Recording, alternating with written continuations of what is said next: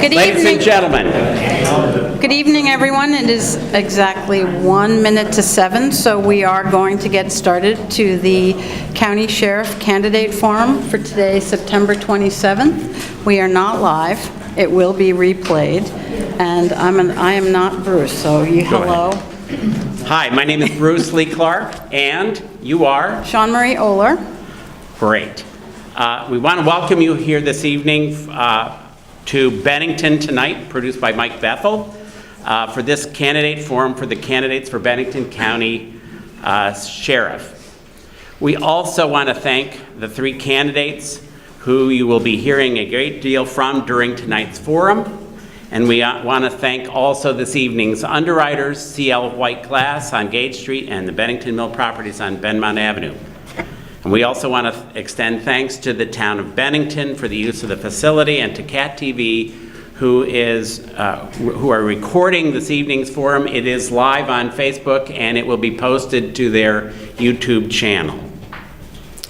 So you've heard a couple, both Bruce and I go around and talk about the purple or the index cards that are around, but for the audience, we want to get a few preliminaries out of the way, including giving you all a sense of how the evening will proceed. The candidates have drawn numbers to see who will go first. Is this the question order? Mm-hmm. We will be asking questions, the same question of each candidate. We will then open up the floor for your questions, and in order to facilitate that process, we'd like you to write your questions on one of the cards you'll find around the room and pass them up to us. You may include your name if you wish, but you do not have to. We want to address as many issues as time allows as is possible. So, toward the end, depending upon how the conversation is going, we'll move to final statements, and then we'll go to the order of final statements. That was part of the order that was the drawing. Okay? So, to introduce the candidates, Sean Marie and I will do that. Basically, this is information that the candidates have provided to us, or the way in which they wanted to be introduced. To my immediate right is Chad Schmidt. Mr. Chad Schmidt, who has been a member of the Bennington County Sheriff's Department for 24 years, the last 9 as the county sheriff. In 1997, he graduated from Southern Vermont College with a degree in criminal justice, and in 2016, he graduated from Columbia Southern University with a master's degree in public administration.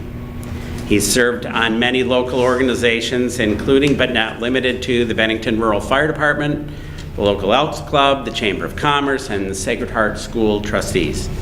Mr. Schmidt is married and is a father of 3 children.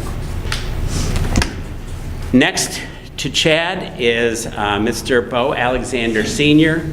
Mr. Alexander is running for sheriff as an independent. and to his right is James Gully. He is a lifelong resident of Bennington. James is an educator at the Southern Vermont CDC Center. He teaches law enforcement to secondary. He has taught law enforcement to secondary students from 2016 and is currently still there. James is a law enforcement officer for the Manchester Police Department, where his primary focus is narcotic investigation, which he's been at since 2016 through 2018. James was a detective for the Vermont State Police Drug Task Force from 2016 to 2017, and James was a law enforcement officer for the Bennington Police Department from 2003 to 2016. James has a master's degree in public administration from Norwich University, 2016, and James is also a dedicated family man. Thank you again for being here. So we do have quite a few questions. So we're going to start in the reverse order with James. And the first question I'd like to ask is, can you describe what you believe the job of the sheriff is? Would you like me to stand? You don't have to stand, no. Just speak loud enough so they can hear you. Okay. Hello, good evening. So I believe that in order to be qualified to become sheriff and/or what the sheriff must be effective in are three categories. The first category is you must be proficient in law enforcement. Now, I'm not talking about in the sense of drafting traffic tickets. I'm talking about in the sense of policy creation. I'm talking about in the sense of establishing an effective strategic plan for our county and for our county's needs. Second, you have to strongly understand business. And in the sense of business, what I mean by that is financial management, business planning, marketing, sales, and estimating. And lastly, you have to be an effective people person. You have to be available.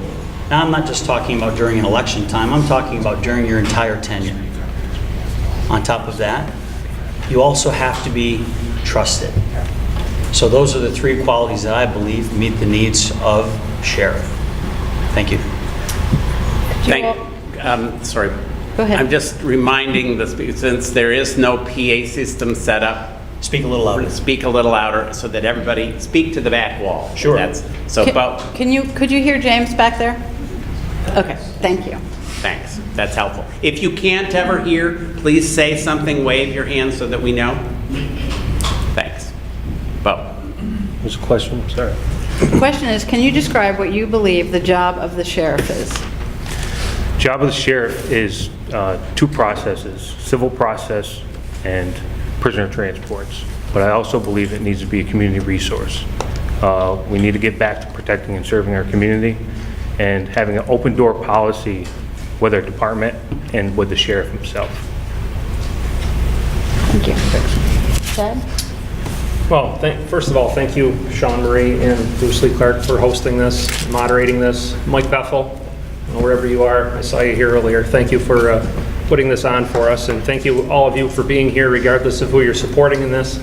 I'm appreciative of the attendance and knowing that people really do care about this position. I can tell you firsthand what this position involves. The Vermont statutes and the Vermont Constitution establish a sheriff's department in every county. Sheriff's departments are mandated by law to do two essential functions. That's to transport prisoners and to serve civil process. And when I say serve civil process, if you have ever had in fact, as Dick is here tonight, Dick, our process server, I know he's hiding right now. If he ever shows up at your door, it's usually not a good thing, because he's, suing you or serving you papers. Maybe you're being sued or a notice against trespass. So that's one of the essential functions of the department.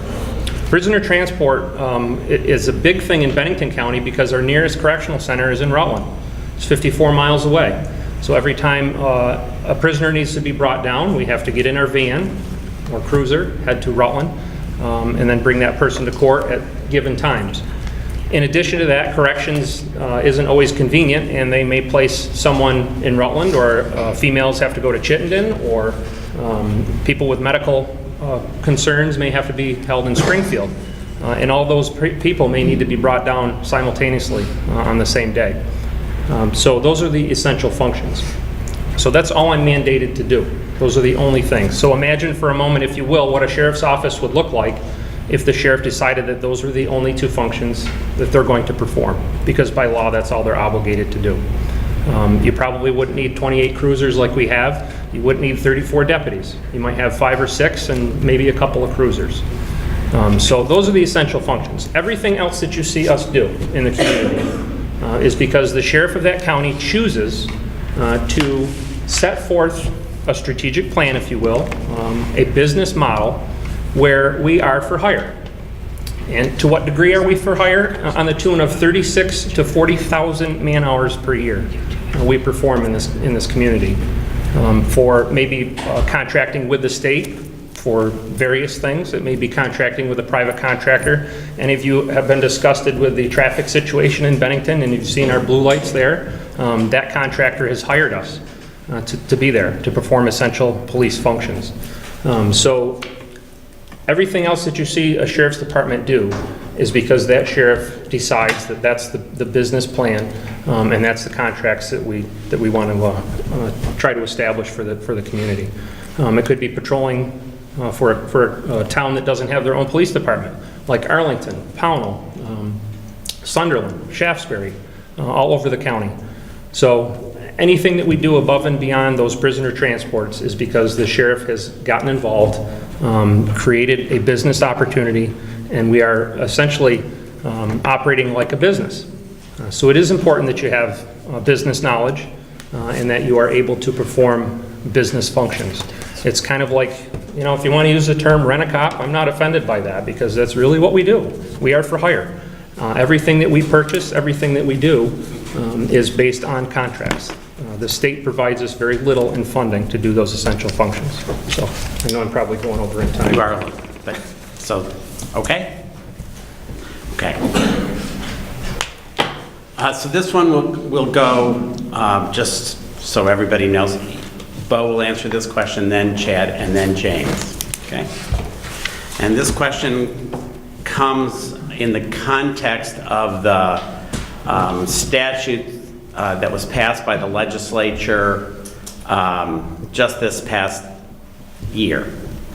It's an audience question. It's from the audience. If I'm holding a purple card, you'll know it's from one of you. If Montpelier sends a direction to confiscate firearms from citizenship of Bennington County, what will you do? And B, what about bump stocks in the nature of firearms? So bump stocks on firearms. Okay, what would you do if Montpelier said that you were to confiscate those? So Bo, it's to you. Well, if elected sheriff, I will strongly advocate for your Second Amendment right. I'm a gun owner. I've been a gun owner for a very long time, and I don't like the way that things are going with the Second Amendment. We have rights, and the Second Amendment is one of the most infringed rights that we have in the Constitution. Taking orders, if the order came from Montpelier that's what we had to do, then we would have to do that. But prior to that, I will advocate and fight in every way that I can for your Second Amendment right. And as far as bump stocks go, I've never owned one. I've never used one. I really don't see any need for a bump stock. Thank you. Me? So the role as a chief law enforcement officer of an organization is to follow the law without prejudice, without bias. We may not like the rules and the laws that we're told to enforce, but the politics can't play a role in that. So when the legislature passes a law and you're essentially ordered to do something, then you follow that order. It's plain and simple. Thank you. James? If Montpelier sends police to confiscate firearms, what would you do? That's the first question, That's correct? the first part of it, and then bump stocks. Okay, is the so addition. just so that there's a clear understanding here, in order for there to be an order for your firearms to be taken, you have to meet a specific criteria for that firearm to be taken. Like for instance, if you have committed domestic assault and that the state's attorney deems it necessary for that firearm to be taken for the safety of that family, then that firearm will be taken. If you are in any way, form attempting to commit a crime, or if you are unsafe in general, that firearm will be taken. Again, to reinstitute, politics does not play a role in determining what we can and cannot do with Congress or our legislature up in Vermont. You have to follow that request as a law enforcement officer, let alone an executive officer. In regards to the bump stock,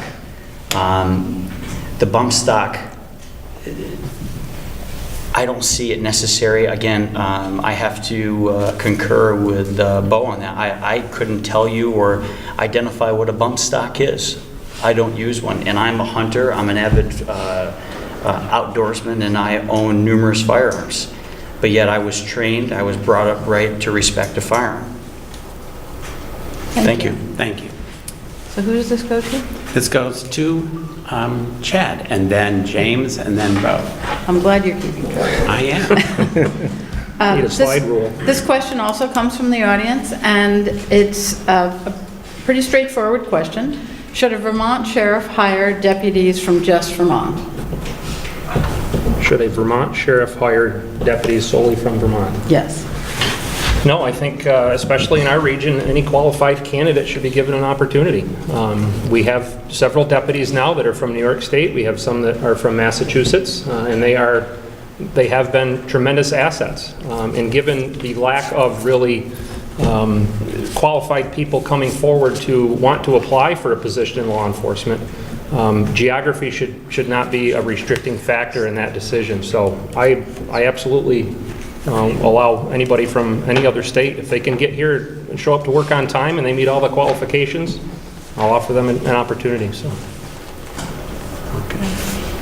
James. Well, I am the homegrown kid here. I'm born and raised here. I grew up here. I stayed in Vermont. I was educated in Vermont both in my undergraduate degree and my graduate degree. Now, if I have built a rapport with somebody in town who's local versus somebody who's out, I'm going to look at the local, and here's why. Because the local can identify the pulse of this community. That local has somebody that has roots here. The family is here, as was I. So nothing against the outsourced individual who's looking for the job. And are they both equal? Possibly, yes. However, am I going to look at that hometown? Yes, I will. Thank you. Okay. So, I feel that hiring should be both locally and outsourced. Outsourced people, not everybody that lives in Bennington County is from Bennington County. So you have a lot of diversity there. And hiring people from outside of Bennington County will help handle that diversity amongst our community. I feel that local people, hired, that's awesome, that's great, but a lot of that creates a good old boy network that I'm not a big fan of. And I think that we need more people from more areas because Bennington County is people from all over New York, Massachusetts, New Hampshire, and I think that would be great. thank you.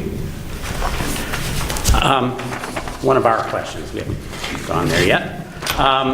So this will be, the order will be James, Bo, and Chad. Vermont has a fair and impartial policing statute updated during the most recent legislative session. What steps are you take or will you take to comply with that law, and what efforts will you make to address the issues surrounding implicit bias among the officers that you employ? Do you believe personally that there are issues of racial bias in Vermont or specifically Bennington County? Okay? Let me know if that's too long. I'll try my best. Whatever. Sure. I knew you would. In regards to the policy regarding fair and impartial policing, I back the Vermont Criminal Justice Training Council and whatever requirements the executive director from the Vermont Police Academy has installed. That would be Director Richard Gauthier. In regards to implicit bias, we all have subconscious associations between groups, traits, people, roles. The problem that we face is that how do we, as law enforcement officers, stay aware of that subconscious awareness? And what I mean by that is that training can be used to educate, because educate is where you improve. Now, the key point here is that if you are offered a training for, whether it be 8 hours, because this is mandatory training, okay? Mandatory training is something that's required by the state. So let's just say you're given 8 hours worth of training. Let's go as far as 40 hours worth of training. Now the question that comes to mind is, as somebody who with an administrative mind, is how are we measuring whether our deputies, in this case, are actually acting as they've been trained? What's the measurement to say that, okay, my deputies have sat through 8, 24, 40 hours worth of implicit bias training, which is fantastic, but are they applying it to the road? Now the question is, how are we going to measure that? And how we can measure that is through advisory boards that they do not exist. And I would like to implement a Sheriff's Department Advisory Board. Another way would be to open up feedback through a community scorecard, if you will, which I learned in my master's program. A lot of your police departments or sheriff's departments will mail out twice a year questions, and they wish to get your feedback. And boy, wouldn't we want to know, if I would love to know if my agency the deputies are acting correctly, or are they showing that implicit bias? May I get the last? Is that it, or is there another question? No, I think, do you personally believe that there are issues of racial bias? I think you answered that, actually. To answer that, I would say that, okay, I believe I answered everything, thank you. Yeah, I think you did. Bo. Yes, Bo. So, drugs and bias, racial bias, gender bias is a huge problem in our country right now. It's all over the news. As sheriff, you know, you can, if elected sheriff, I'll provide the best and up-to-date training for deputies. There will be transparency through our department, through deputies, education passed along to our community members by deputies, by the sheriff, an open door policy with the sheriff's department, which we do not have right now. You know, through that, it will rebuild the rapport and trust between our community members and law enforcement, getting back that community vibe, and again, back to protecting and serving, not just every interaction with a law enforcement officer as a negative experience, getting officers back in the community. And yeah, so racial bias, gender bias, and you know, drug and addiction bias are a huge problem in our country. So, biases are evident and clear in our community, in every community in the United States, and probably even in other countries, more specifically. The difference between explicit and implicit biases are huge. We can all identify explicit biases based on people's actions, their words, what they're saying, how they treat other people. Implicit biases are a little different. We all possess them. They're stereotypes. They're things in our minds that affect our understanding of other cultures, of other, you know, race, religion, sex. And the hard part becomes is how do we identify those? And people that don't have explicit biases sometimes have a lot of difficulty understanding that they have implicit bias, because they think it means that they're like some evil person that, you know, that possesses this bad quality. It's not a bad quality. It's typically based on all of the experiences that we've had in our life. When it becomes bad is if you don't recognize it and you let it affect your decisions and in this case, your law enforcement actions. So some of the things that I did as a leader, I partnered with Curtis Reed, who runs the Vermont Partnership for Fairness and Diversity here in Vermont. We put on a two-evening training. It was about 8 hours. And we talked about all those uncomfortable issues. And the department was mandated to go through all that. On a continuing nature, we have online trainings that I partnered with through Police One. It's an online training scenario. They have a couple of courses on cultural diversity, and they also have one on implicit bias. So we're always expanding that opportunity to learn about biases, and some of the ways that we try to detect if the deputies are performing or you know, in a way where the implicit bias is exposed is by reviewing some of their videotapes with the cruisers. And I got to tell you that if somebody feels that one of my deputies is doing something wrong, the phone rings. I mean, I know not everybody will call and report, but more times than not, we've given them enough opportunities, whether it's anonymously through our tip 411 or our website, or picking up the phone and calling us. People are not afraid to complain, not like they used to. But the other issue is the culture within the agency. It's extremely important. If as a leader you may not openly say that this behavior is okay, but if you don't do anything about it, then it's pretty much expressed that it is okay. And so it's very important that you have a handle on the culture within your agency. And we are very good at doing that. We have diversity in our agency.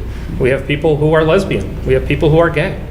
We have a black officer. You've probably seen him dancing in the traffic. We have a Hispanic officer.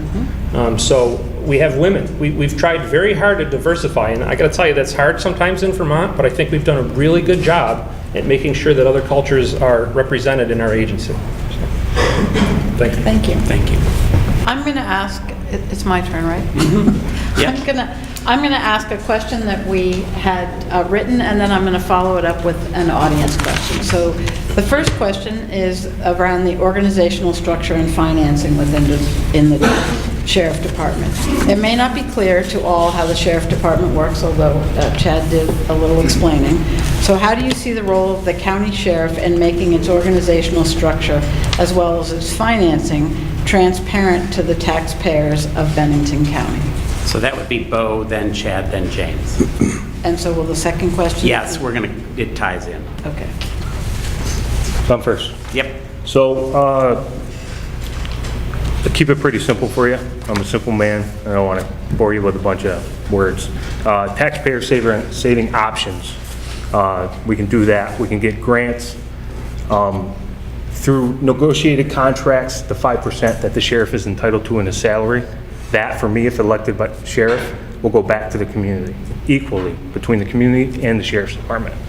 On top of that, I personally, 25% of my salary, the $82,000 that's paid by the state, 25% of that is going back to the sheriff's department and to the community. Every year that I am sheriff of Bennington County. Thank you. Then Chad. So the organizational structure is not unlike other agencies as far as the paramilitaristic structure. We have a captain, a lieutenants, sergeants, and so on. So the rank and file is very similar to what you would see in any other organization. The difference comes in the funding sources. So county government in Vermont is very weak. There's us, there's a probate judge, and then there's the assistant judges. The assistant judges set the budget for the county. Half of that budget goes to my organization to pay for all the things that Title 24, Section 78, I believe, support of the Sheriff's Department requires them to do. Things like pay for my building, pay a couple of bookkeepers, they pay for my annual audits, they pay the power bill, they pay the heat bill, the phone bill. So everything that I need to sort of exist is just a place to go and have an office that the county supports. They support that to the tune of about $240,000 a year.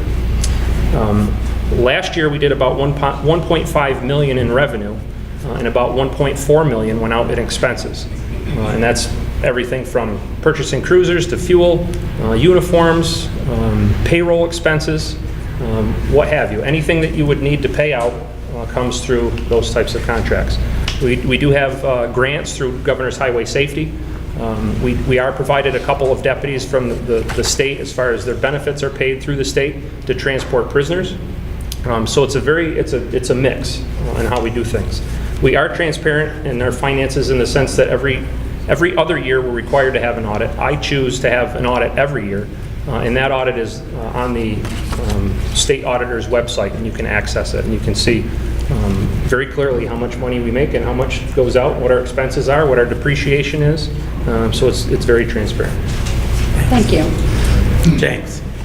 So I would say the key term here is transparency. I'm not going to get into the mud of the agency because we just heard that. What I'm going to discuss is the transparency of the agency, and what transparency means is to be able to look into or to see. Now, I have taken some significant time and I've reviewed finances of the Sheriff's Department. I've looked at all audits, and the audits are every 2 years, not every one. Now, there are significant,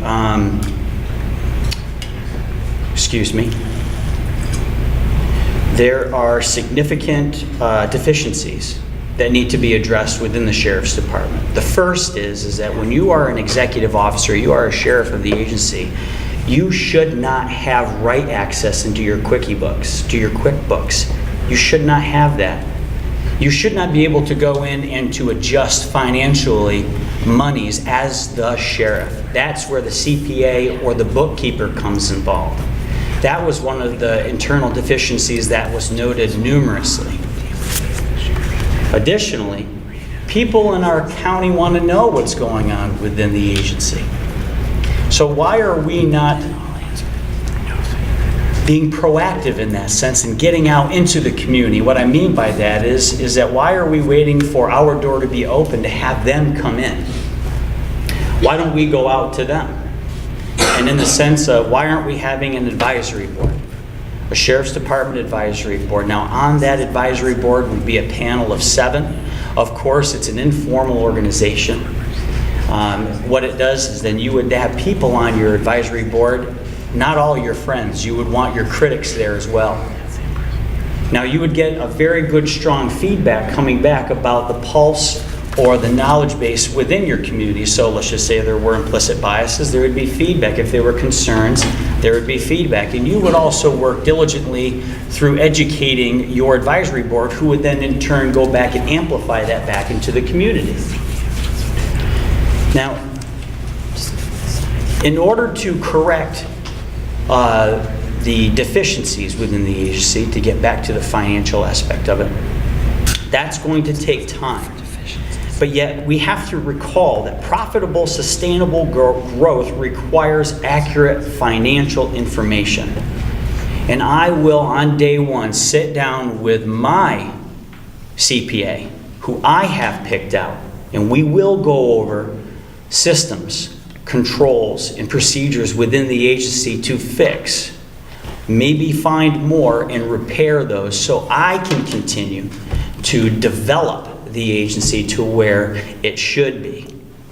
Thank you.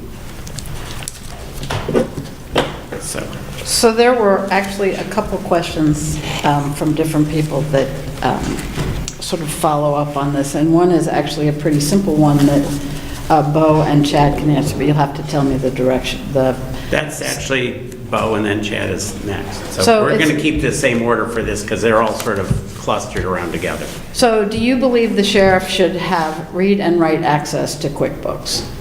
Absolutely not. Okay? Yes, I do, and I believe I should, and I actually do. The reason is, it's a small office. There's 3 people that perform accounting functions within my office. So when the auditor came back with that, there's a managerial response, which wasn't read, but part of that response was that I still have read and write access. So if I need to write a check because someone is out that day, if I need to enter a transaction, I'm able to do that. But what I have to do then is log what I've done in QuickBooks. And I have an outside accountant, she's a CPA, she comes in and she reconciles the books, and she makes sure that everything that I did is above board. When you have a small operation, it's very hard to separate and delegate duties, and it's essential that, the buck stops with me. If one of my employees screws up, it's still going to come back on me. I'm not going to not have access to any system within my agency. If I didn't have access, one of my employees, if they were disgruntled, could lock me out of the system, which would create a nightmare.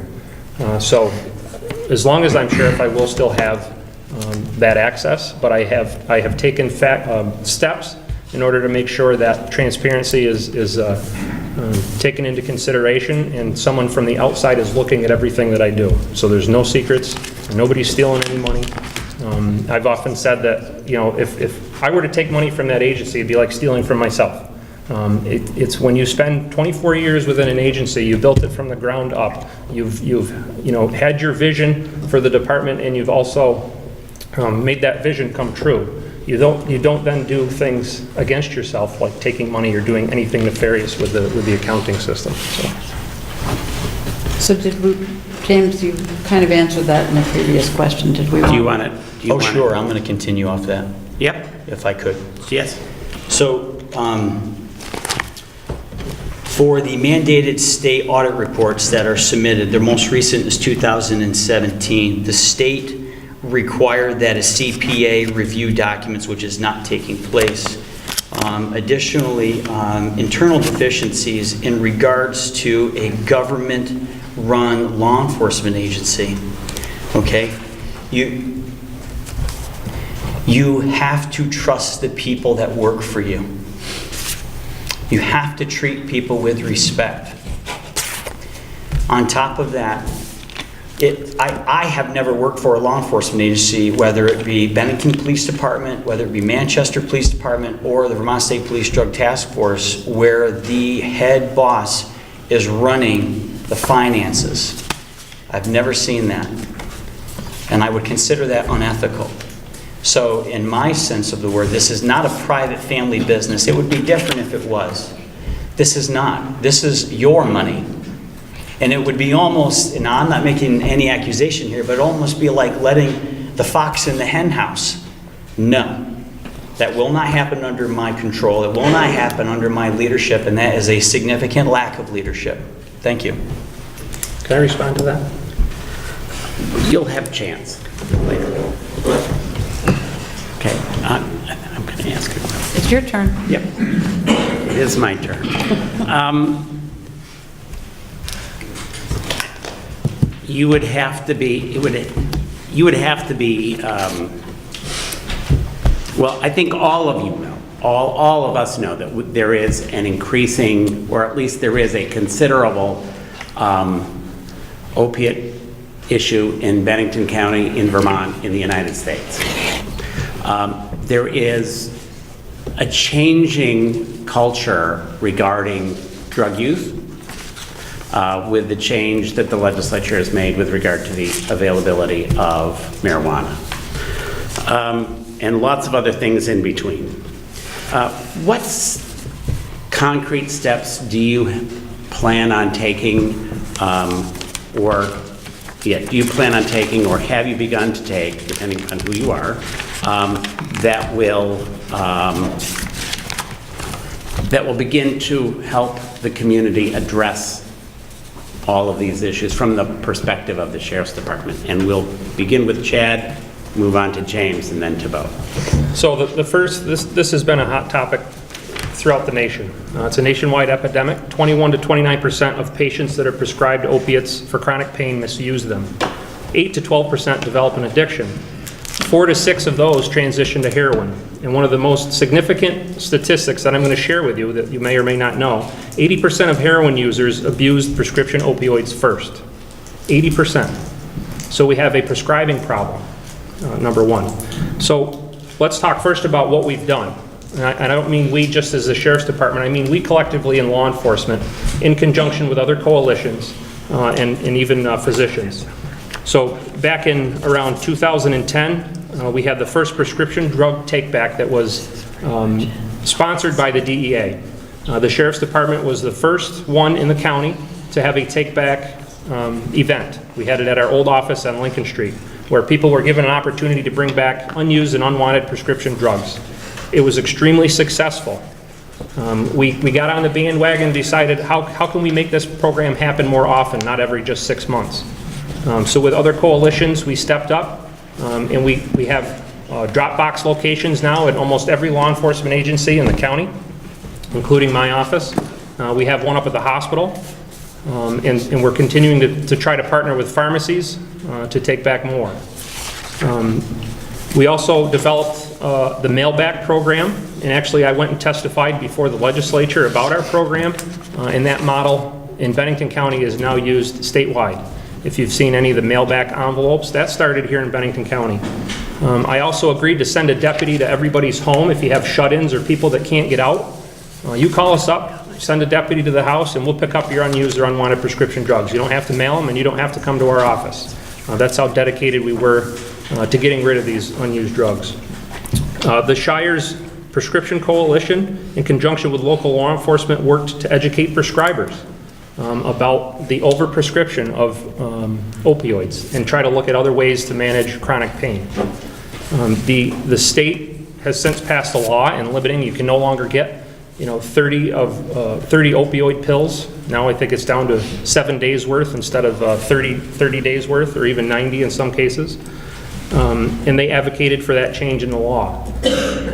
Since 2012, we've had a deputy in the drug task force under my watch. Prior Sheriff Gary Forrest also had a couple of deputies that were in that task force. So we've supported that model. And if you've seen in the paper recently, the drug bust that happened in Bennington a week and a half ago or so, that was work of the Southern Vermont Drug Task Force.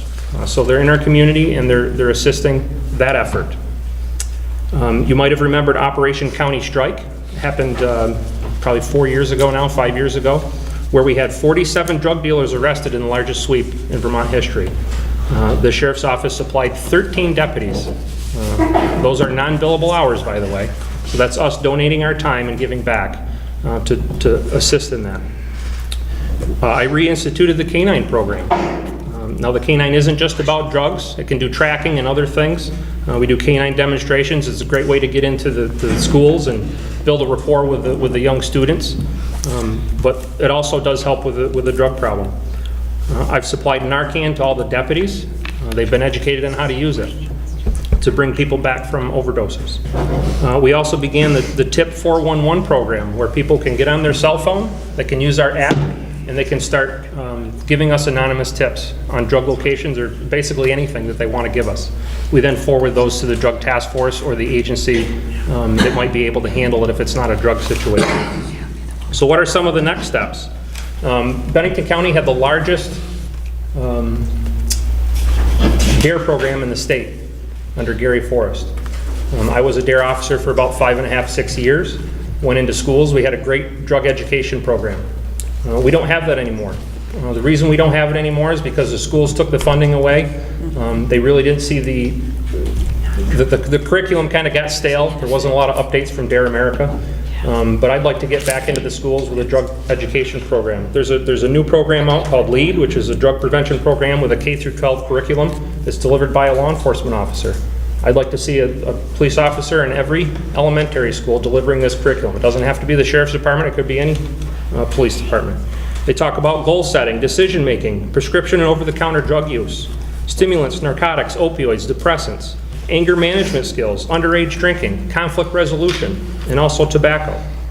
We're also going to continue to support the task force and advocate for as much presence in Bennington County as we can. I'm not a fan of creating another task force. We already have that model. I'm here to support them in that endeavor.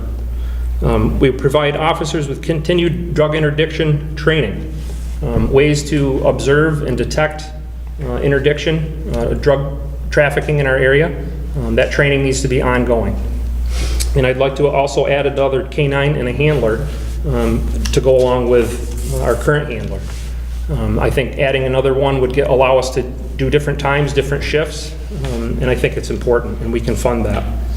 Some of our barriers to that success, I don't know if you know this or not, but the Department of Justice under the Trump administration is withholding $1.8 million from the JAG grant and the BURN funds for drug interdiction work. That money, a lot of that goes into the task force. So that's something that we need to work with our federal partners, our legislative partners there, and try to get that funding back here. Local funds are limited. Municipal agencies need select boards to allocate funds to these types of situations. And that's, the drug problem isn't the only function that a police department or a sheriff's department needs to handle. They have other priorities. When people call 911, you still need to respond. You can't just focus solely on one problem. Another issue is going to be personnel. There's going to be over 100 state troopers retiring next year. Think about that for a minute. 100 state troopers are eligible to retire. So our problems are going to get worse before they get better, but I think I've outlined and responded well to the situation. Thank you. And everybody else will have extended time on that one. James, you're up.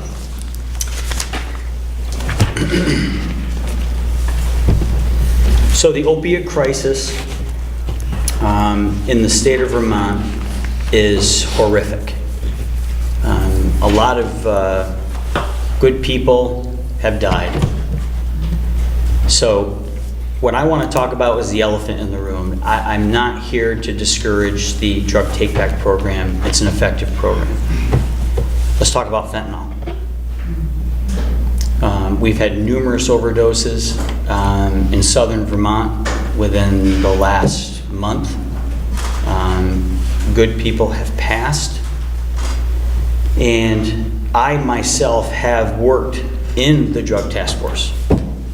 I have been tasked with working with federal agents, ATF, FBI, DEA. I have purchased firearms with the help of confidential informants. as well as purchase sleeves. Now, just so that if I use terminology, I apologize, but just so that we're clear, I have a very clear understanding of what this is. Bundle is 10 bags of heroin.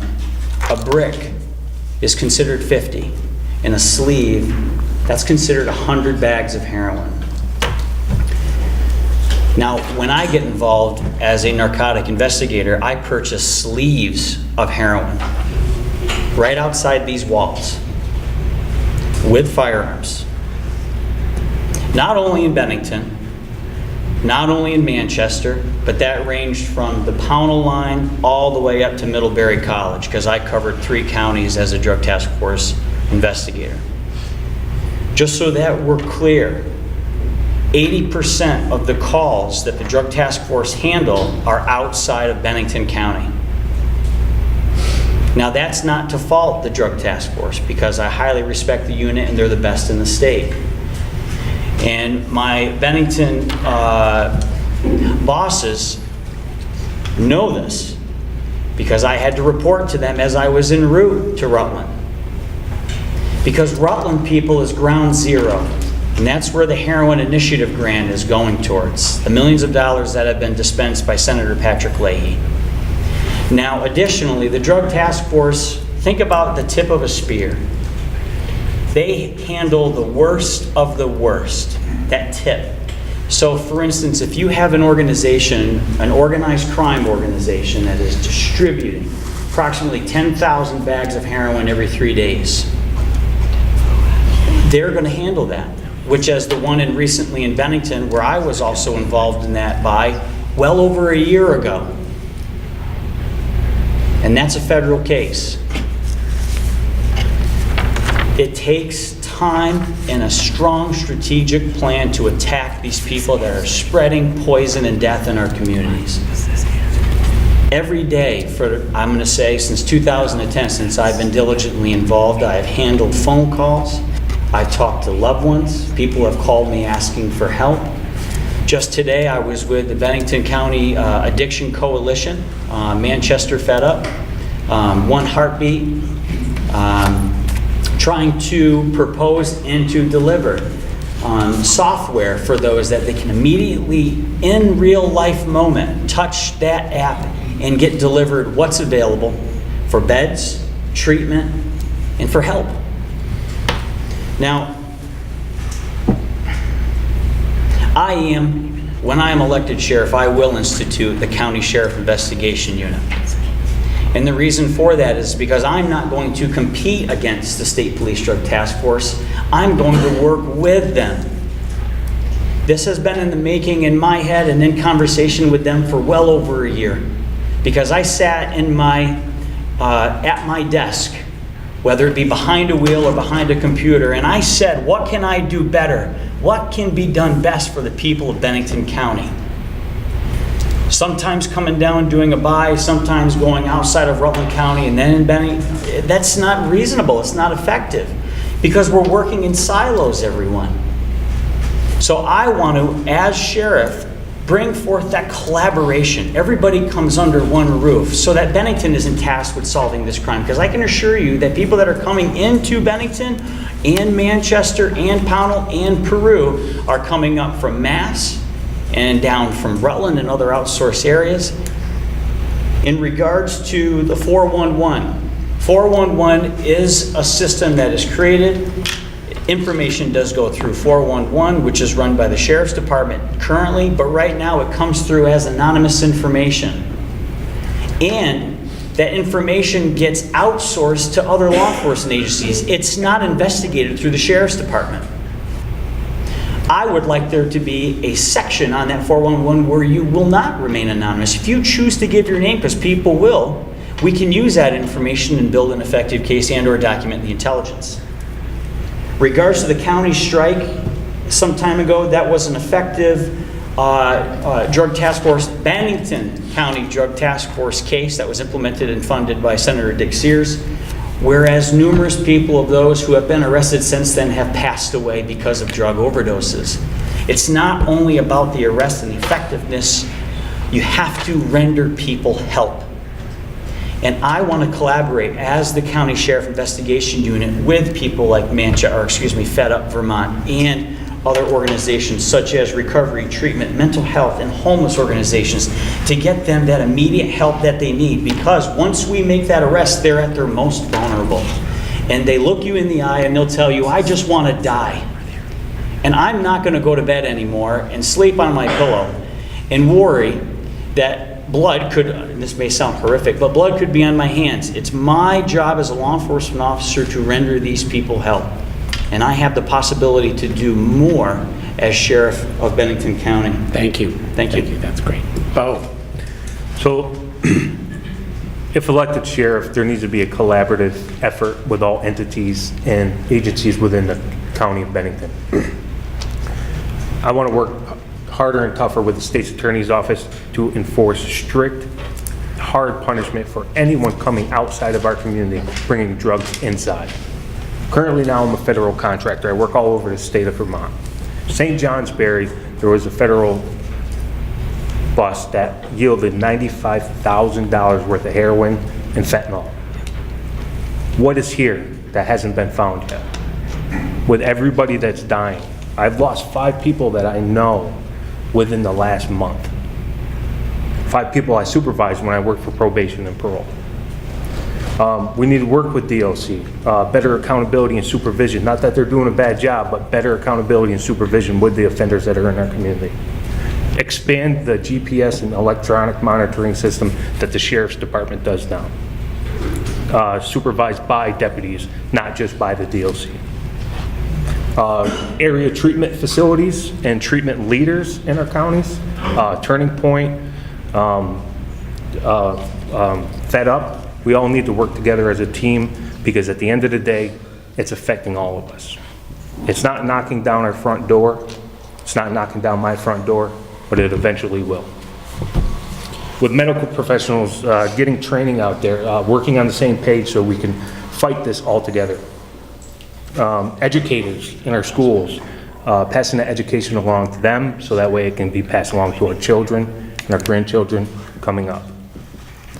And like I said, with all local, state, and federal law enforcement agencies, and most importantly, you guys, the community members, with that open door policy, like I said, that we don't have now, with open transparency with the department, you can come, you can get the knowledge you need, and training our deputies and them passing along that training and education that they received to you will help you better identify what's going on in the community. Because there's a lot. I worked for probation and parole in Bennington for about 5 years.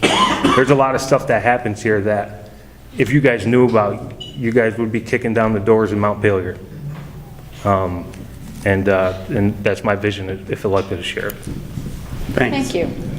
So we had a question come up, and it is actually, I could just direct this to Chad, but another question that came up prior to that had to do with the Office of the Vermont State Auditor. And the previous card that came up actually cited where you can find those audits. But the question that came up, and I'm going to ask Chad, is who is the Sheriff Department's CPA, and where can the audits and information on the books that are referenced and balances be obtained?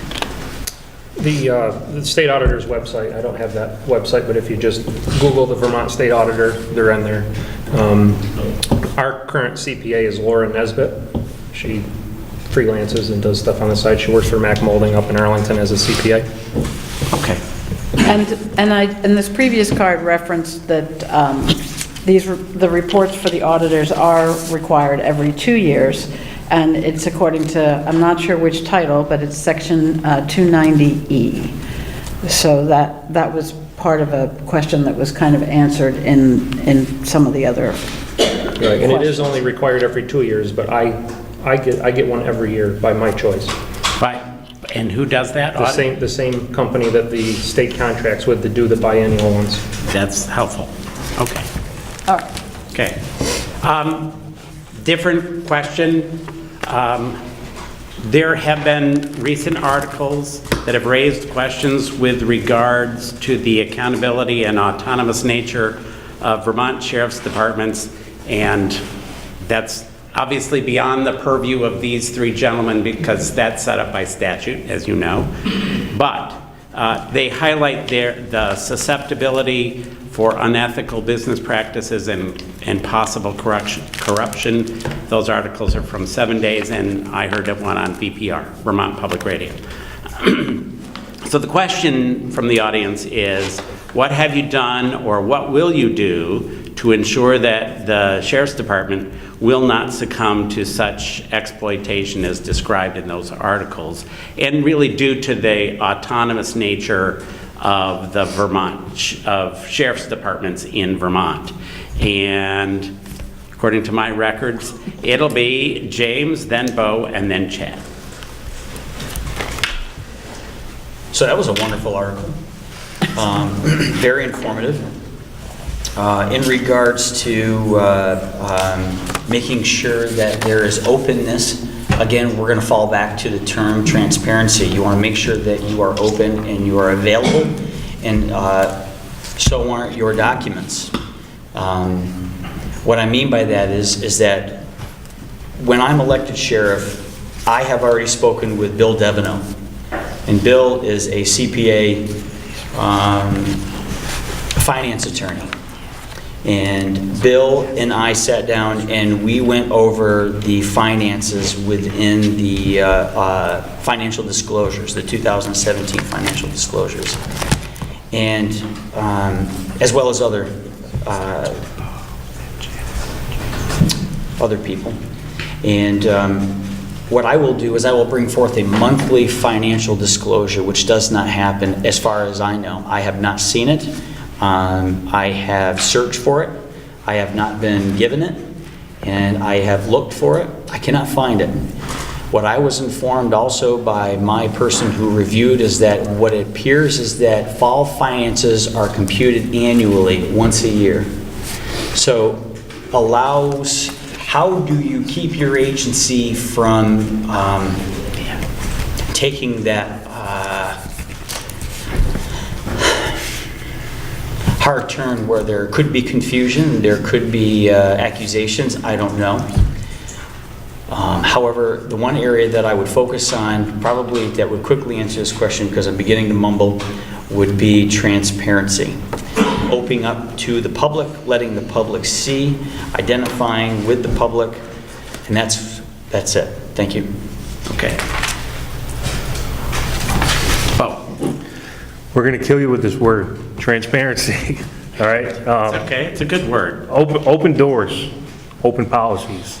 A lot of people during my time knocking door to door, they had a question. They asked me about the 5% negotiated contract that goes into the sheriff's salary. My biggest thing is that 5% is going to go back to the community, equally with the sheriff's department. It's that, for me, that level, being able to go out and negotiate a contract, getting a 5% does open the door for corruption. If the select board in Stamford says we want deputies from Friday to Saturday, it's a negotiated contract, the sheriff gets 5% of that, well, that deputy's out writing tickets and making and generating the funds that's paid to the sheriff's department for the contract that he is. If he's not making that money, it opens up the door for corruption. And it's just transparency, just you guys having an open door so that way you guys can see everything that's going on within the department. Thank you. So first of all, the Sheriff's Department receives no revenue from tickets. That doesn't happen. The towns that we write the tickets for receive that money. They reallocate it how they see fit. The state gets a portion. The Victims Assistance Fund gets a portion. As far as the 5%, I want you to think about back to my opening statements where we talked about a Sheriff's Department that had 4 or 5 cruisers and did prisoner transports and served civil process. Okay, that's all I'm mandated to do. By engaging in contracts, I go from having 5 or 6 people to manage to 34. I have 12, 13 people that are full-time that have health insurance, dental insurance, retirement, you name it. That's a lot of extra work. So that 5% isn't really 5% because I only take around 2%, to the tune of about $25,000 to maybe $28,000 a year on average. That's about 60 cents off of every billable hour goes to pay an additional salary to me because I choose to expand and do all that extra work. As far as what have I done or what will I do, again, having the audits every year. I didn't want to wait every 2 years. 2 years is too long for an audit. If there's employees stealing or if I'm doing something nefarious, it can be caught within a year. So this transparency, again, the Sheriff's Department operates like a business. Those aren't tax dollars that come to me. It's a private business.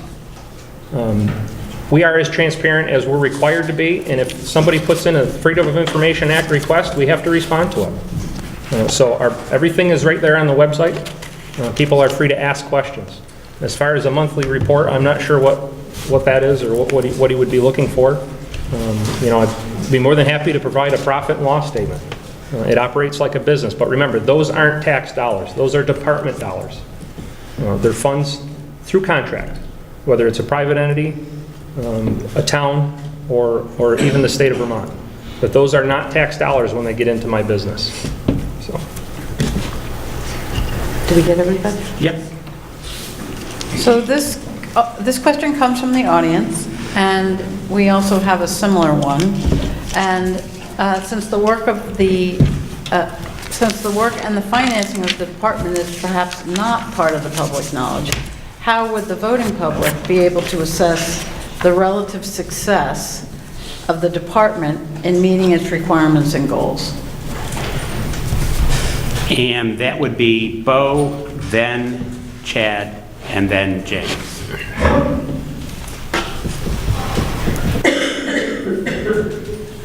So it would be through documentation. Again, I keep repeating myself. Open doors, transparency.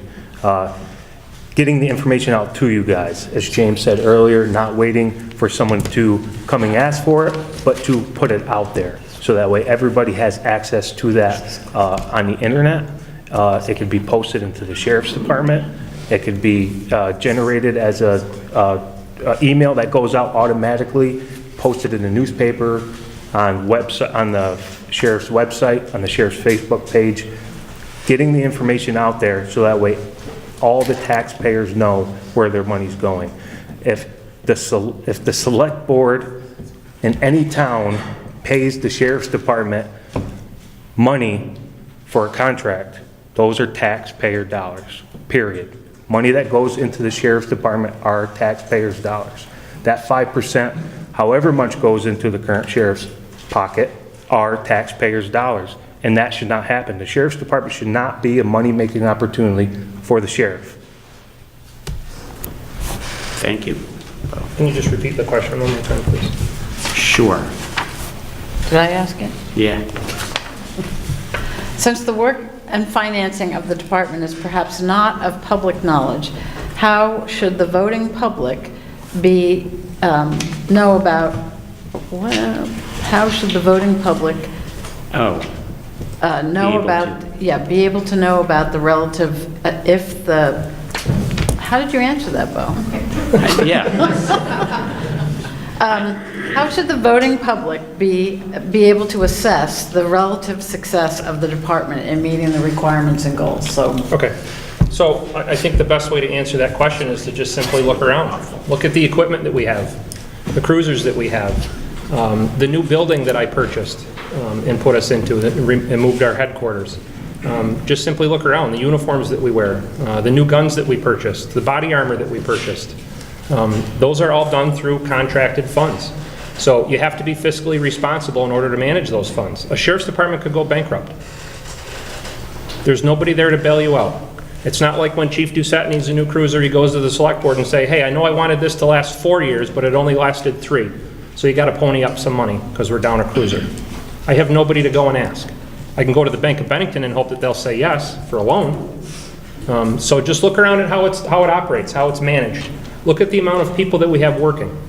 The 28 plus cruisers that we have, the building, the automotive lift to do our own repairs, the tire changing and balancer so that we can do our own maintenance. Everything we do is to be self-sustaining. It's a business. It's run like a business. And our finances are transparent. It's on the auditor's website. People are free to inquire with a Freedom of Information Act request. But you know, Sheriff's Department isn't usually a topic of conversation except on an election year. People don't care until it's an election year. I've been there 9 years. I've never had a Freedom of Information request until this year. So we are run efficiently. We're transparent. It's run like a business, and under my supervision, it's been exceptionally financially stable. So. Thank you. James? So, the mantra that I learned while attending Norwich for my master's degree was, if it gets measured, it gets managed. I have yet to see any measurements. What's the goal of the Sheriff Department? Anybody know? Listen, let's not get tied into the fact that effectiveness is based upon the goods or the equipment you have or the location and where your sheriff is, the building. Don't get distracted by that. Now, as a leader and as an administrative mind, you have to set forth your strategic plan. What are you going to do in your 1-year goal, your 5-year goal? Where do you want to be for you, the citizen, not for the bank? Now, just so that we're all clear here, Sir Robert Peel is the great, we look at him as being the grandfather of modern law enforcement. And the number one rule, he has 9 principles, and the number one principle that Sir Robert Peel lived by is the number one reason for law enforcement is to prevent crime and disorder. Not about equipment or buildings. So what I will do is I will implement, whenever you walk in, for instance, you walk into the Vermont State Police and you look on their wall, you see an 8x11 frame of their strategic plan, what they will be doing, so that it tells all troopers when they turn out on the road, when you go out there, this is what I want you to do, okay? I will do that in the Sheriff's Department, because right now that does not exist. Secondly, how do I know that I am working on something that is indeed effective? How do you know if something is working unless it's measured? We have measurements in our car. We look at our gas tank. We drive down the road. Once it gets close to E, you have to find a Cumberland Farms or something thereof and fill up your car. But yet in the Sheriff's Department, that doesn't exist. So what I will be doing is I will be implementing measurements that will be then re-in-turn divulged back to you, the taxpayer, the member of the county. Now I will be using methods such as qualitative and quantitative data, empirical statistics, plus I will be asking for your feedback. Now qualitative data is something that is derived through a narrative base, something that comes from a conversation. So if you're telling me that something is really functioning well, I go back and I document that, just like I would do as a narcotic investigator in crime intel, into our database, whether who's dealing what, so we can go back and check that and see how many entries they have. I would do the same thing. Ford does it at their garage. How many times my Explorer's been in the shop? What have been the diagnoses? Has it been fixed? In the years that it's been there, so that when I sell it back, it'll go back in a higher fashion. They know what's there. So again, I'm going to revert back to the mantra, what gets measured gets managed. And the same goes for any and all issues in our community. Thank you. All right. Thank Thanks. you. So it's 8, almost 10 after. We have a couple more questions, and we would like to leave some time, whatever's left, we'll divide by 3 for closing statements. This question comes from an audience member, and it also was one of our questions surrounding collaboration. So moving forward, what do you believe what role do you want the Sheriff's Department to play in the community? And that would be, I think, if I'm right, and if I'm not right, you'll correct me, right? I think that's James, or Chad, then James, then Bo. I believe that's correct. Am I wrong? I believe you're correct. I think that's right. just ended with that. So collaboration is extremely important. One of the barriers to the success of the Sheriff's Department is funding. All money to purchase anything is through contracts. So if you don't have a funding source, it's difficult to allocate money to different things. So not operating in silos and collaborating with other organizations is a great way to achieve overarching and common goals. We have always partnered with anyone who wants to partner with us. Other law enforcement agencies, CRJ, UCS, Turning Point, even the legislature, we collaborate with them when we think we need some legislative changes. Alliance for Community Transformation, the Shire's Prescription Drug Coalition, DCF, even as silly as it may sound, the Chamber of Commerce. They have a big economic impact in our community, and obviously the Sheriff's Department is run like a business. So we help and collaborate with them. State's Attorney's Office. We supply an investigator with the State's Attorney's Office. In fact, we subsidize it. The grant doesn't pay for everything that we provide. They don't pay for the cruiser, they don't pay for his cell phone, they don't pay for the uniforms or the cleaning, and they actually don't even cover all of his salary. But we do it because it's a great effort and collaboration, and that helps investigate crimes within the State's Attorney's Office. So I think another important part is the community outreach. Remember in 2009, I started the New Year's Eve Safe Ride program. That's a great way to give back to the community and to collaborate. We've brought over 2,000 people home safely since that plan, and we actually this last year expanded it to Super Bowl Sunday. And we're also thinking right around Thanksgiving time, since that seems to be a pretty popular time to go out, the Wednesday before Thanksgiving and even the Friday after. So we're going to work on that. The Santa's Helpers program, where businesses donated funds to buy gifts for needy children in our community, and we hit almost every school in the county. And we gave out thousands of dollars worth of gifts, and the deputies actually contributed their own money to that. Doing K-9 demos in schools, just getting our name out there, being a resource, being approachable.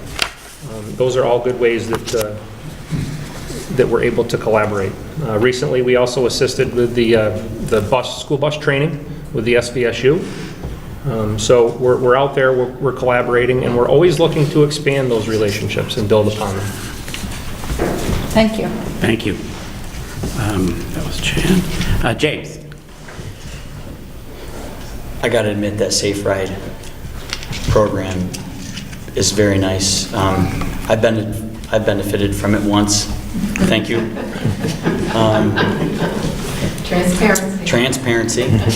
However, the role of the Sheriff's Department in the community that I want to see is to be, of course, approachable, friendly, because that's very tough in today's standards. We all have watched the news.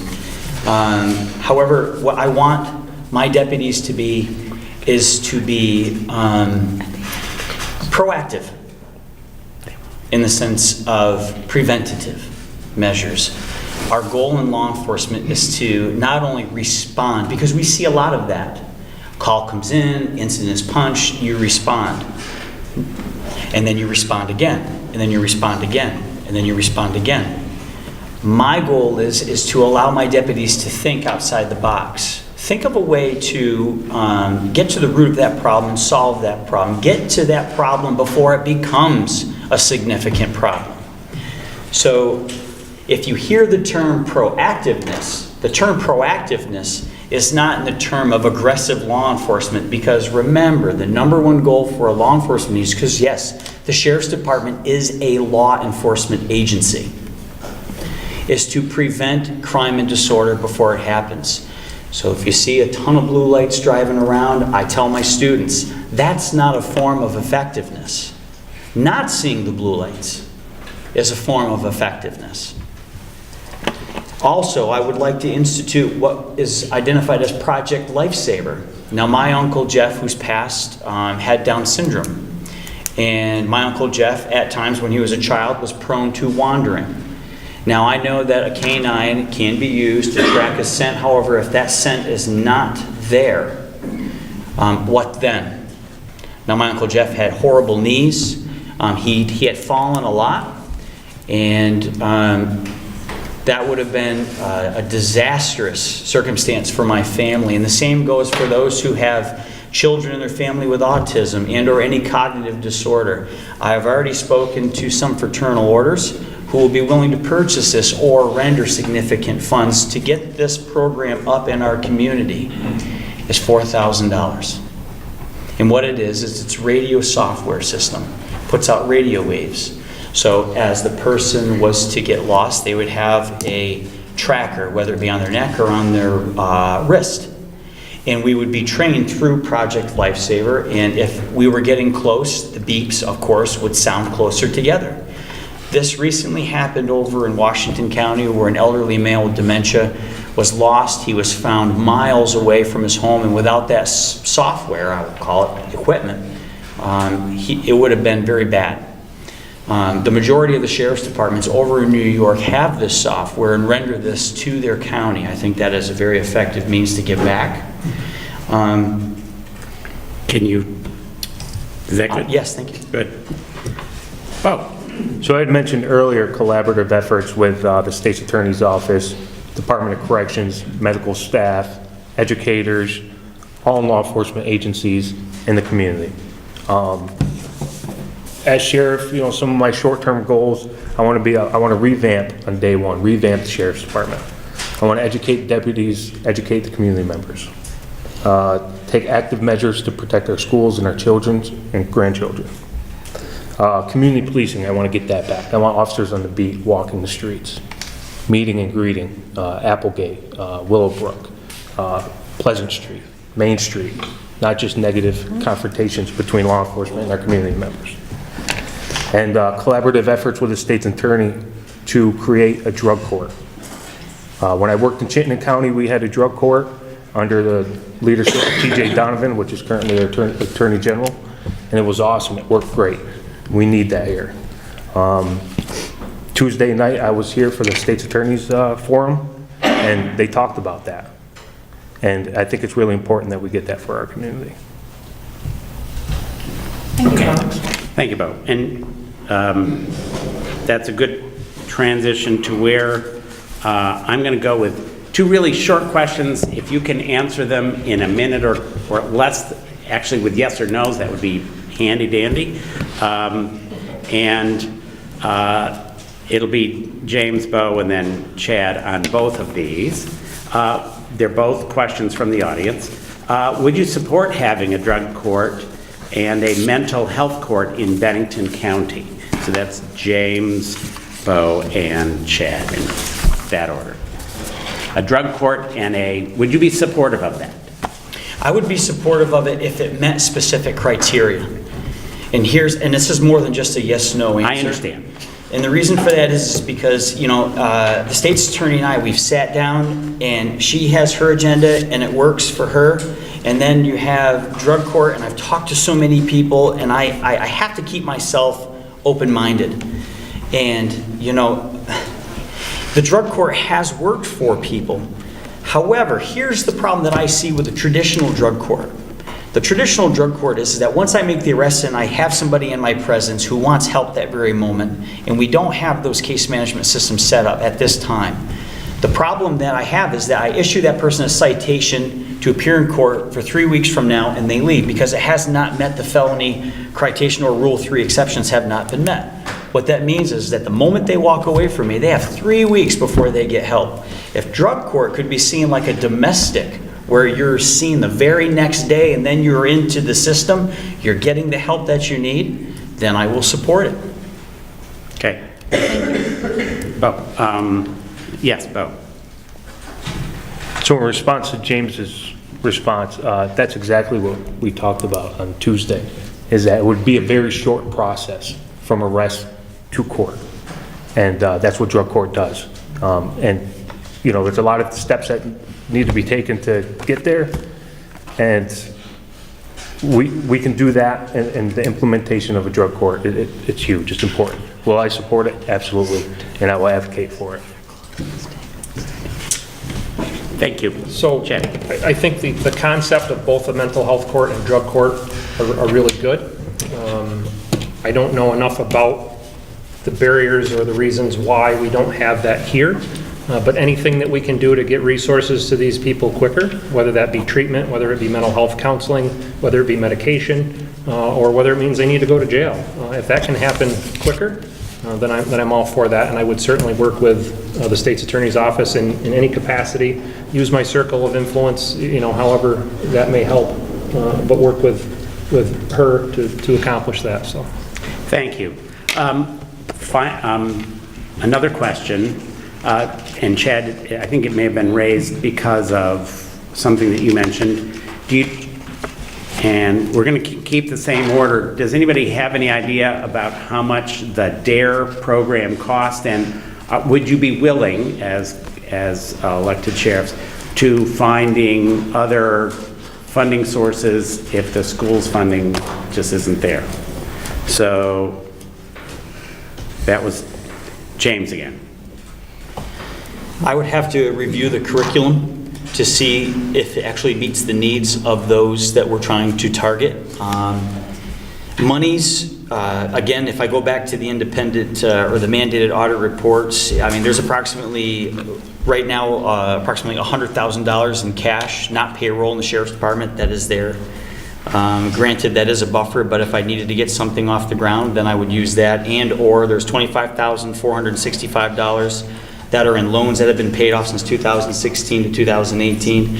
I mean, this is a system that you just don't throw out there. As an educator myself, there has to be curriculum, it has to be approved, there has to be units, and then there has to be lesson plans. Or you have to look at something, as we call understanding by design. You have to look at your end result and build your curriculum backwards to see what you actually need. This is a very, very, very dynamic circumstance. It's more than just throwing something out there and saying, let's see if that spaghetti sticks on the wall. So yes, I will do what I could, but the curriculum had to be right and it has to suit the needs of our community. Thank you. Bo. Yes, I would, and it would have to be reformed to our current issues that we're having now. I had DARE officers in my school growing up, and I thought it was great. I think they are great. I think it needs to happen. The funding, again, 5% negotiated contracts go back to the community and the Sheriff's Department. 25% of my annual salary goes back to the community, directly back to the community. 25% of $82,000 goes directly back to Bennington County. So if that can help with the funding for the DARE program and it fits to what we need, absolutely. Thanks. Chad. So I brought this up, so I do support, not necessarily the DARE program as we used to know it, but the new one that I mentioned, which is LEAD, Law Enforcement Against Drugs. It's based out of New Jersey.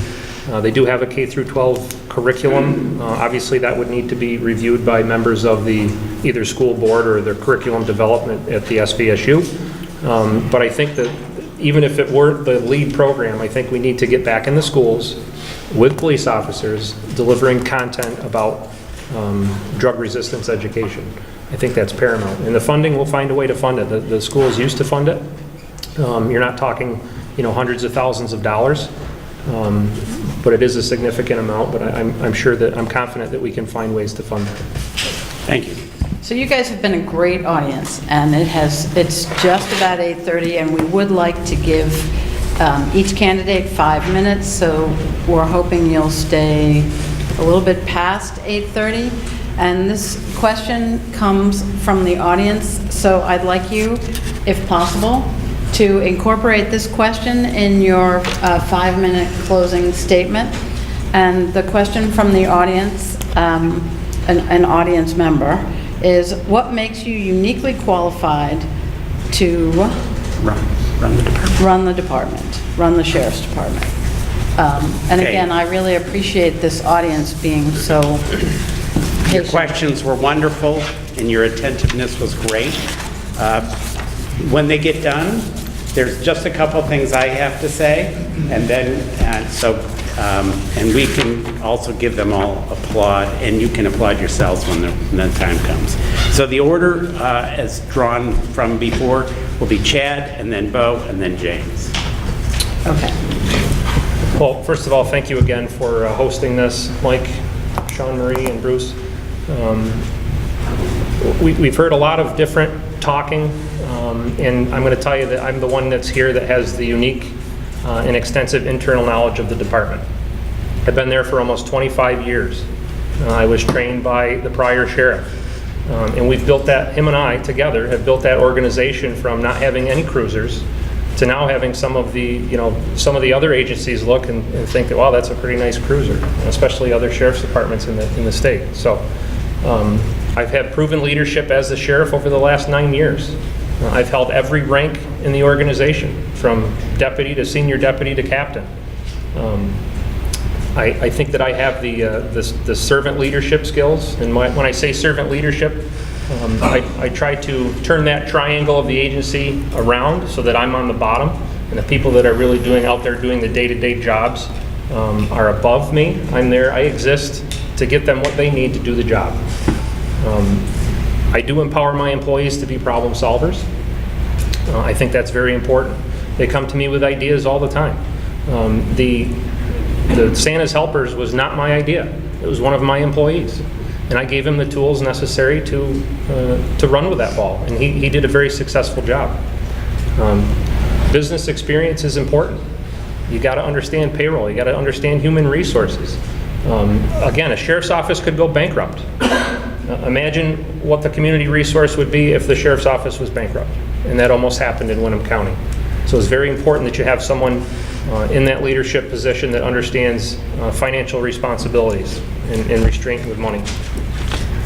My education uniquely qualifies me. Again, I have a bachelor's in criminal justice, master's in business, public administration.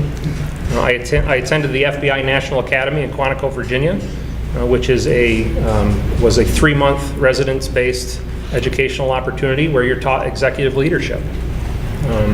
People that graduate from the FBI Academy are, sort of put on a law enforcement pedestal, if you will. They're less than 3% ever make it there. So it's a pretty good thing to have on your resume. I also attended the National Sheriff's Institute, which was held in Longmont, Colorado.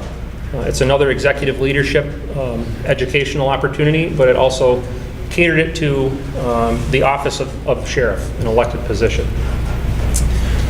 I've been immersed into the community. In 1994, I joined the Bennington Rural Volunteer Fire Department. I was there for 5 years, climbed the ranks there. Ended up being captain before I left. The Bennington Area Chamber of Commerce, I was a board member for almost 9 years. I was the president for 1 year. That was all a volunteer position. The Bennington Rescue Squad, I was on that board of directors for 3 years. Various other boards, 204 Depot, that program here in town. I was on that board, acted as the secretary-treasurer. And I think I have the personality characteristics that one needs. Being humble. I'm not overly zealous. I don't try to get recognition for everything I do. That's not me. I try to let my people get that recognition. I feel I'm responsive to my employees, to their needs. Always try to find ways to support what they need, whether it be professionally or family oriented. And I think I've delivered on my promises.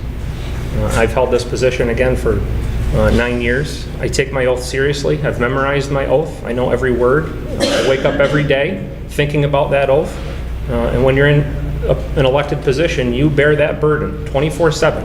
It doesn't go away. You can't get a doctor's note to get out of it. It doesn't happen. It's yours forever. So I thank you for the opportunity, and I look forward and hope that I'll have your support on November 6th. Thank you. Thank you. Thank you, Chad. So I'd like to thank all of you guys for coming, everybody watching on Facebook and at home, you guys for setting this up. Really appreciate it. I really appreciate everyone that signed my petition, giving me the platform to sit here today. It's great. I planted my roots in the town of Shasberry, and I've wanted to for a long time, and now I'm stepping up to make changes in our community. The Sheriff's Department is currently lacking leadership. It's become stagnant, and I'm not the only one that has said that. I'm not the first, and I won't be the last. Our community can greatly benefit from the platform that the sheriff holds, with a positive, proactive, and innovative leader. You need that part to capitalize on that platform. Out of us, I've been most recently on the streets, in people's homes, and has seen what is deeply affecting our community.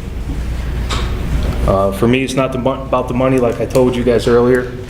The 5% negotiated contracts will not go into my salary, and 25% of my annual salary will go back to the community. And again, I thank you, and hopefully I get your support in November. Thank you, Bo. James? Thank you, everyone. Thank you, Mike. Appreciate it. Thank you. You too, I appreciate it, and the audience for taking your time out of your busy schedule to be here tonight. So the question is, what makes you uniquely qualified to run the Sheriff's Department? I care. It's not about title for me. It's not about money. It's I care. And I see pain. And I see sorrow. And I see distress. And it's my job to fix it. Now, I became a cop a long time ago, 2003, and I can remember when I wanted to be a police officer. I was sitting on Bradford Street with my grandfather, and my grandfather and I would watch my youth walk down the road, and he would say, "Look at that young man." Look, that was back when the pants were down low and the belt wasn't on. "Look at that young man." And I felt that it was my generation and it was my problem to fix. It was my burden to bear. Now, all of you in this room, whether you support me, Bo, or Chad, that's fine. I respect your decision. However, you see your community changing too. There's not many of you in here that I haven't heard this conversation by. Now, I have the education and the desire to fix it. And I've got the skill and the education that I've worked hard to get my master's degree, and we had to make sacrifices in my family so I could fix it. Now, there's been many scare tactics, and I'm going to fire many of you, and I'm going to replace you. That's not true. I need you. Now, I will hire my own investigators. I have two qualified, level 3, part-time, as I am, that are ready to take that spot with $24 an hour, all paid for by the 5%. And if you wish to see me after, I'll show you the contracts that I have here and the totaled math that would support that. Now, the agency is not going to go bankrupt. There are safeguards that are in place. That's why I've already made my connection with Bill Deveneaux. It's not going to happen. And I too woke up. Many of us wake up, including many of us in this room, that still breathe that same oath. And it's not just the administrator that breathes that oath, it's the rookie that's on the street keeping you safe in Bennington. Same in Wynn Hall, same in Manchester, and same by the troops in the Vermont State Police. I feel that I'm uniquely qualified because I care. Now, I appreciate your support on November 6th. Additionally, when you leave, if you wish to know more about me, I have things in the back where Mike is sitting. Please feel free to take some. Thank you. Thank you. So before we respond to these folks, I just want to say a couple of things. I want to thank you for being here, for being attentive, for providing most of the questions that were asked tonight. Also want to thank CL White Glass and Bennington Mill Properties on Benmont Avenue for underwriting this evening of Bennington tonight. I want to thank Mike Bethel for his offer to Sean Marie and me to moderate. And I want to thank especially, as we did on Tuesday night, I want to thank these 3 candidates. Ladies and gentlemen, I would hope that you would give them a warm applause and thanking them for being out there.